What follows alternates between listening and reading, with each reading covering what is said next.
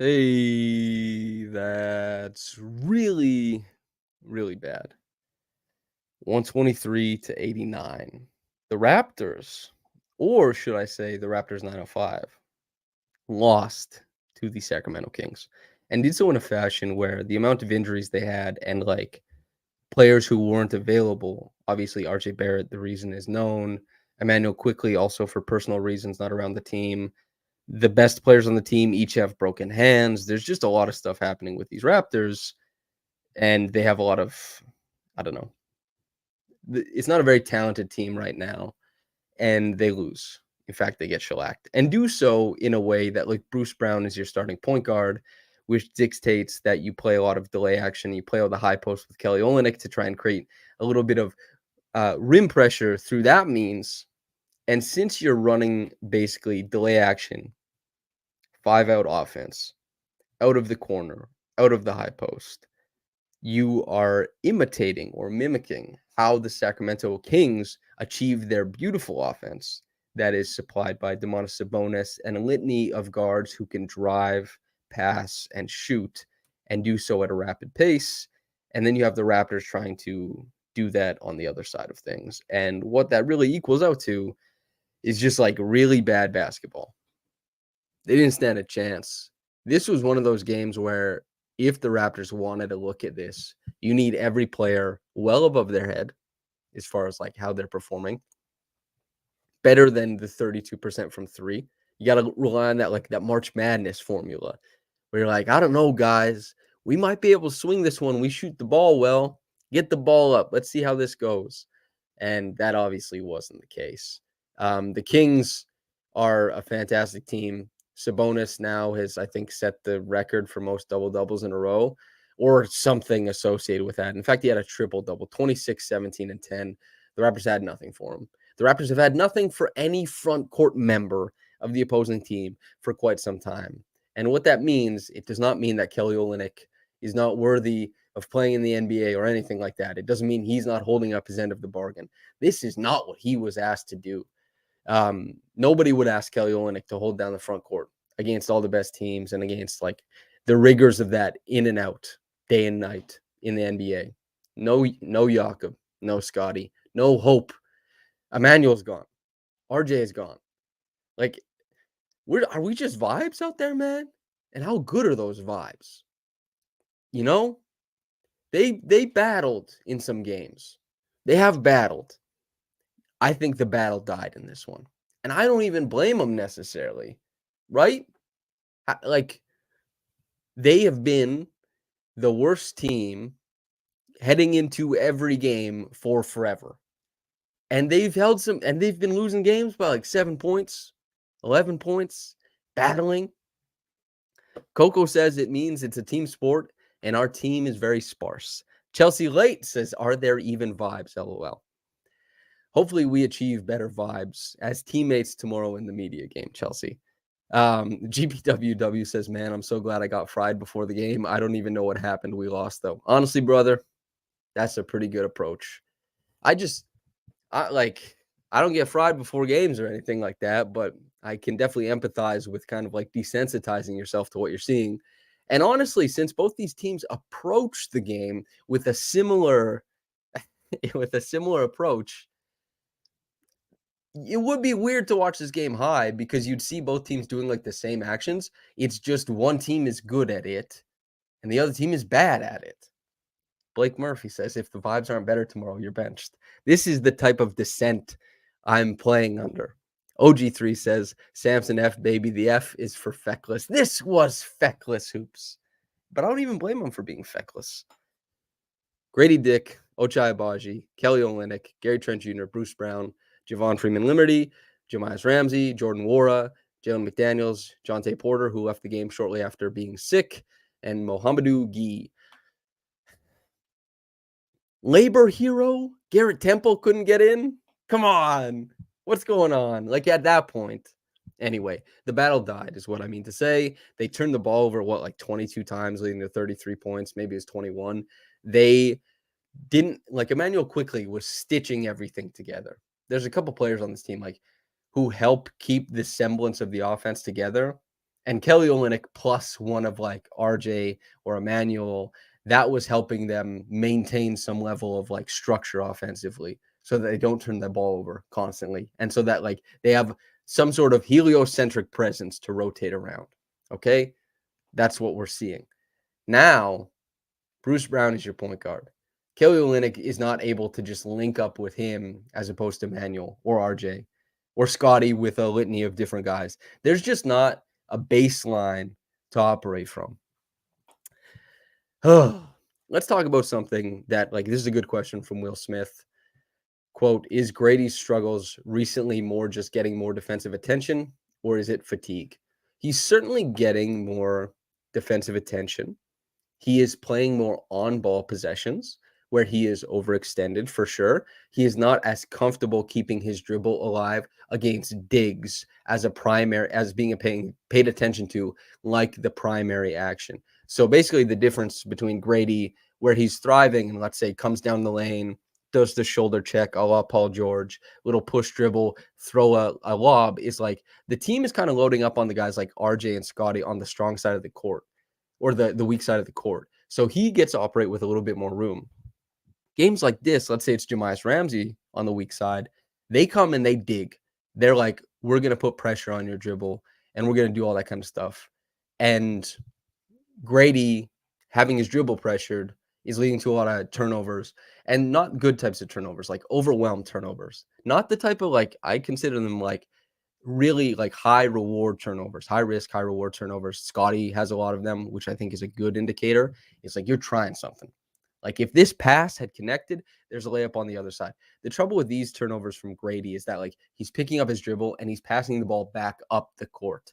So like if it gets picked off, there's momentum heading the other way. He's bailing out above the break. He's not creating that pressure towards the rim. Whereas a lot of Scotty's turnovers are like he's trying to move somebody towards a layup, that kind of stuff. Now, Grady does not have to be Scotty. This is stuff he'll get better at over time. And even for the people who are very high on Grady, like myself, the expectation is definitely not that he's going to come in and run primary actions at the NBA level. He is just like, he's an off-ball player who has like some like, empty side on-ball chops, can make the read down low when all the digs come from like in front of him and the plays in front of him. There's nobody helping from, it's like your same side action. All good. That's what we're seeing, man. I like that stuff. As far as like being like a high pick and roll player and getting downhill and reading like what the back line of the defense is doing, what the weak side zone is doing, and also reading what like the dig is doing, the guy at the nail, he's not there yet. And he just turned 20. He's not supposed to be there yet. Nobody expected him to be there yet. But everyone is gone or injured or just like whatever the hell on this team. And you can't be upset about it because you look at the team. I feel like I'm just like, damn, these guys have to go out there every night, bust their humps. They get paid really well. Good for them, honestly. So don't feel too bad, I guess. But they got to go out there, bust their humps, do their job. And that's a tough job. I don't go out and do my job knowing that somebody's better at it than me. Like I see the JJ Redick LeBron James podcast. They start bringing out the paper, breaking down plays. Actually, maybe I'm getting a little depressed. I'm like, damn, I'm no longer the guy with the paper and the pen. You know, I might get a little down on myself. It's just everyone here is probably in chat listening. If you haven't played basketball, you've played something. You've gone up against it. You've realized somebody was better than you at something. And like, damn, that's tough. And this Sacramento team was way better at the same style of basketball. I'm not disappointed in Grady, honestly. This is like, he's hitting the rookie wall. He's playing a ton of minutes. He's clearly like the legs in his jumper is dissipating a little bit. It's not hanging in maybe. And he's 1 for 8. He's struggling with all the extra attention. He throws a sick English pass that's like parting the Red Sea, you know, just bounces, rolls back directly into Bruce Brown's path, takes it for a layup. People on the NBA Twitter account were calling it a travel because they don't know what a gather step is. A gather step isn't just for a layup, okay? It was a good play. We got one of them. He had a corner 3. He's apparently 4th in the NBA as far as like corner three percentage for however the past long. I don't know. They showed it on the broadcast. That's all well and good. Ochai went 5 for 10. As Coco points out, Wara had that one moment. It's that great dribble move where you go between your own legs. Oh, wait, that's the Chris Paul move. But anyway, it's that when you split, you come and you see somebody coming and you go between your own legs because your leg acts as a barrier towards they're trying to get at your dribble. And you go between your legs, gather on the other side. And what Wara did was great because he was just like, went straight up into this big hook shot. And that was like really great play. I remember I split a double like that one time, like the hedge and pick and roll. Like they go too wide and you split between your legs. I know Dame has done it a few times. You feel like God when you do that. It's powerful stuff. OG3 says, could Grady be the best passer of all the movement shooting role guys in the league? I don't know. I don't think about this often, but like he has significant passing chops for what he does and kind of the role he's put into. Sure. Luca says, Samson, call your stat line for the media game. I couldn't possibly begin to guess the stat line because one, Blake is constantly threatening to bench me, which would not be in his best interest. Obviously, Blake, if you're listening. He's constantly threatening to bench me because of my back's ass. I don't know what Jammo wants to play like. I don't know how long we're playing. So I don't even know. And I don't know how competitive it's going to be, right? Like, I don't know. I haven't played on the Scotiabank floor. That's what I want to do. That's what I'm excited about. And S is going to be on the other team. Lewis is going to be on the other team. I'm going to lock him up, man. That's easy. No problem. That's what I'm looking forward to. I don't know what it's going to be. It's just like basketball with friends, right? Nesta says, any dunk attempts? No. I haven't dunked since the pandemic. I've been doing jump training. I'm not back yet. I think like maybe I'm down to like closer to like between 165 and 170, which is around what I was when I dunked. But yeah, I'm not quite there yet. I'm older than I was, honestly. I know like 28 isn't the end of like your prime or whatever, but I'm not as springy as I was when I was like 24. Rest in peace, no doubt. Rezrov says, my guy Oren's going to dunk on you. That'd be sick. I've played with Oren once before.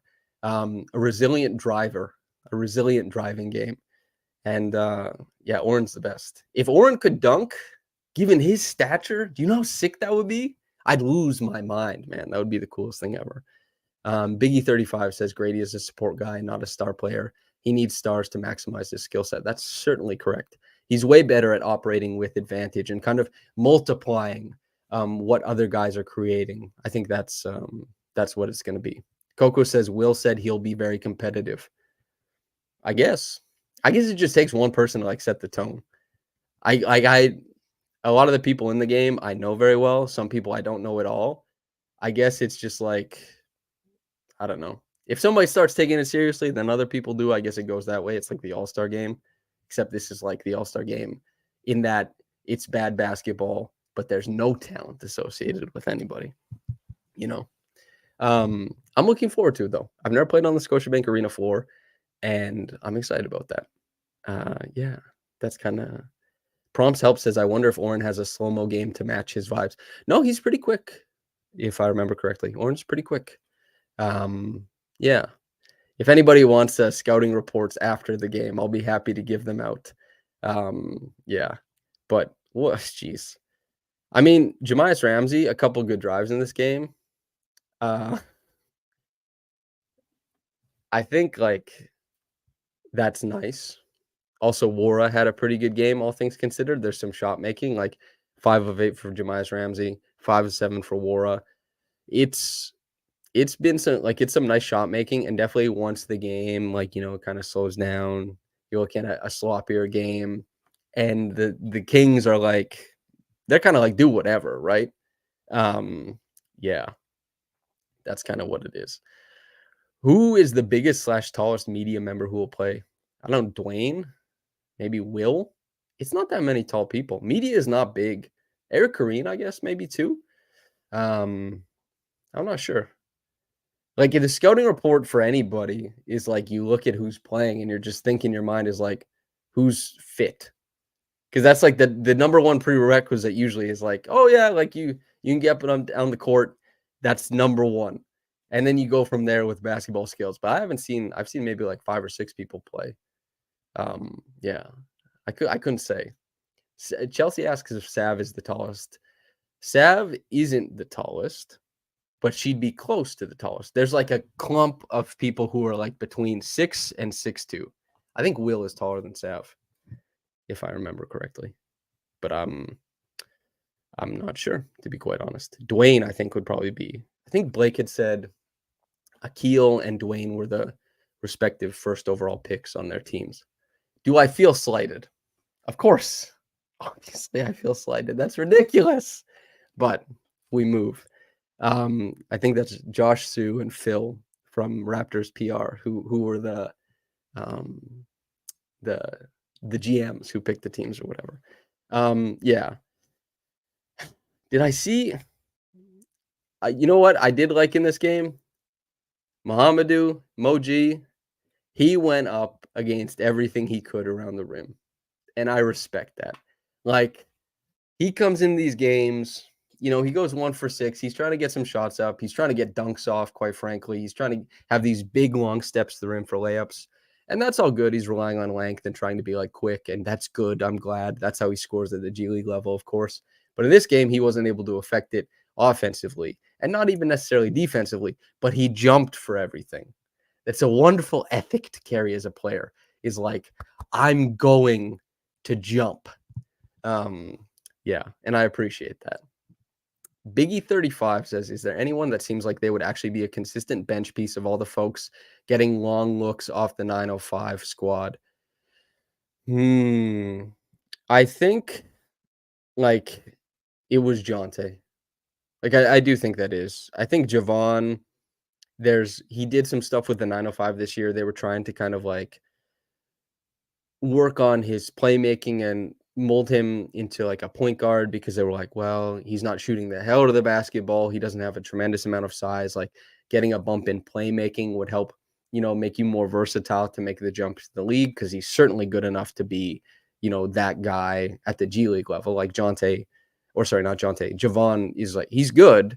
It's just like to hang as a guard in the NBA, you have to be unreal. And that's kind of where we're sitting. Like, Marquise Noel is another one too, right? Like, his skills are unreal. It's just like at you need to hit the genetic lottery. You need to work your tail off. You need to read the game brilliantly, and you need to get lucky kind of too with what team you end up on to get into the back end of the NBA as a guard. So Jonte, despite leaving this game with illness, I don't know if we still consider him like a G League adjacent guy or whatever, since it's just Raptor stuff. But I think Jonte is the guy. I think Jonte is good enough to stick in the league. I think he does early work as a defender. I think he's been able to beat guys to spots, not with quickness, but with how he's reading the game defensively. I think that's a really good indicator. And honestly, like, he shoots the ball well enough, he passes well enough. He probably just needs to, and that's what, if he plays the rest of these games, right, it's going to come down to him making or providing a little bit more of a scoring punch. Like, instead of just getting the ball in the short roll, making a read immediately right away, especially if it's like an above the break three, it's like, use a dribble to get deeper. Maybe you make a floater. Maybe you get deeper and force the bottom guy to step up. It creates, like, maybe it's the guy on the dunker spot open, or maybe it's the guy on the dunker spot draws the rotation so you can go to the corner. You want the corner three instead of above the break, that kind of stuff, right? Will Smith here asks, quote, "Thoughts on Grange speculating that Jonte won't be back due to them needing more size?" I haven't talked to Grange about that. I didn't see that report or anything. If he's at the media game tomorrow, I'll talk to him about it. That's one guy I wish I got to play with Mike. Big time. I had a really nice conversation with him about the media game when I saw him last week. But yeah, I really want to play with Mike. I'm kind of sad I don't get to, because he played a little bit of college ball too. Yeah, and he's a pretty big guy. Everyone said he could shoot pretty well. So that's, damn. I came here a few years too late. But I don't know, Jonte, the Raptors needing size. I think they have an avenue to size in the offseason if they want it, that they could choose to do instead of. They have money that they can spend, and I don't know how they're going to spend it necessarily. It could go towards the front court or the back court or the wing. So I guess we'll see.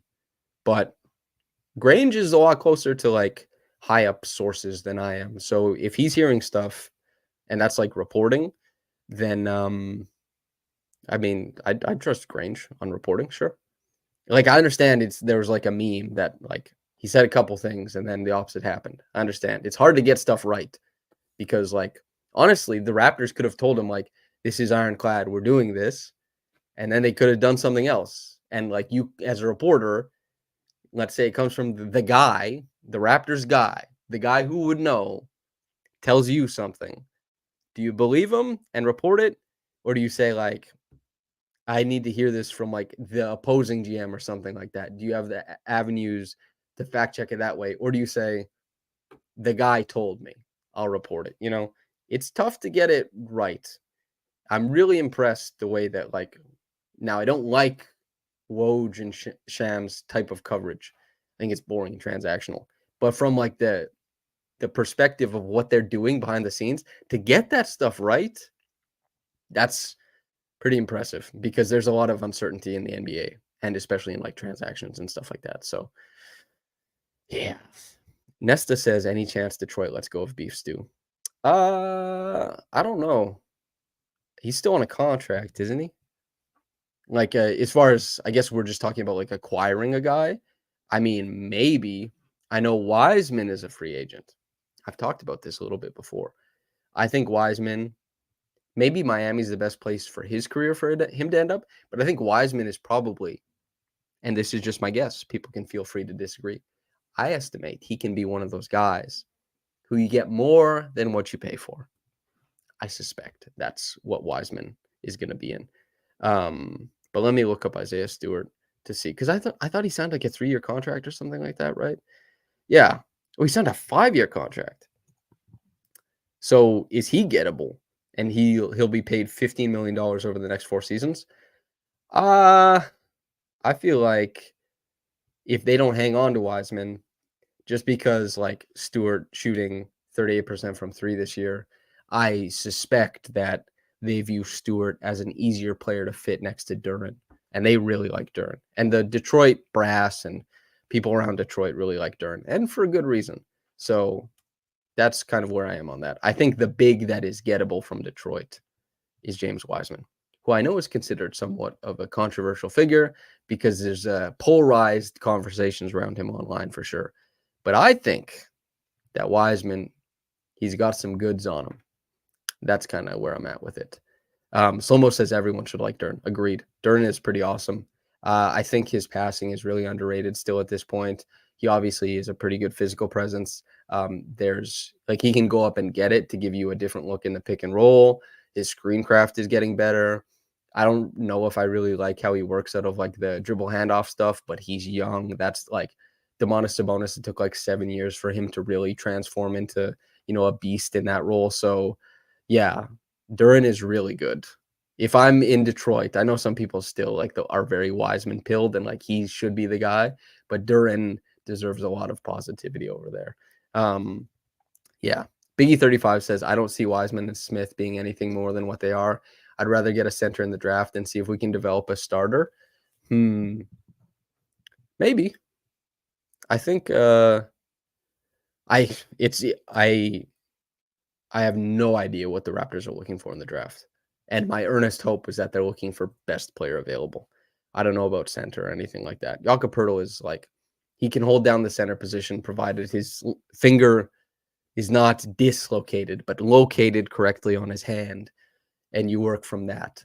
And like, hopefully he can be kind of like a mentor to the next guy, whether that's somebody they sign, scrap heap, etc., whatever the hell it has to be. But yeah, I guess we'll see. It's going to be an interesting, how it shakes out will be very interesting for the Raptors. They can go a lot of different ways.